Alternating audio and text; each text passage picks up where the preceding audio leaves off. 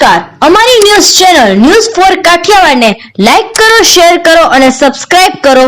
News for Kathiawad. નમસ્કાર.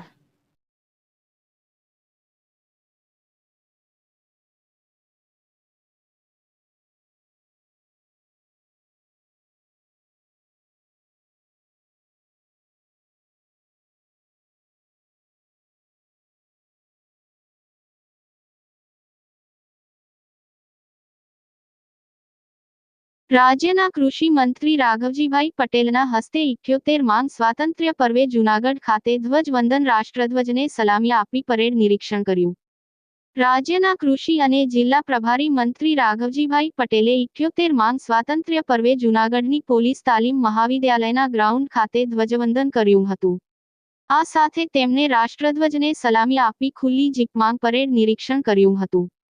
મંત્રી રાઘવજીભાઈ પટેલે સ્વાતંત્ર્ય પર્વે પ્રજાજોગ સંબોધન કરતા નાગરિકોને સ્વાતંત્ર્ય દિનની શુભકામનાઓ પાઠવી હતી. આ પ્રસંગે તેમણે દેશને આઝાદી અપાવવા બલિદાન આપનાર વીર સ્વાતંત્ર્ય સેનાનીઓનું પુણ્યસ્મરણ કરી શ્રદ્ધાંજલિ પાઠવી હતી. મંત્રીએ જિલ્લા કલેક્ટરને જૂનાગઢ જિલ્લાના વિકાસ કાર્યો માટે 25 લાખનો ચેક અર્પણ કર્યો હતો. આન બાન અને શાન સાથે થયેલી આ રાષ્ટ્રીય પર્વની ઉજવણીમાં વિદ્યાર્થીઓએ દેશભક્તિસભર અને રંગારંગ સાંસ્કૃતિક કાર્યક્રમો રજૂ કરીને સૌને મંત્રમુગ્ધ કર્યા હતા.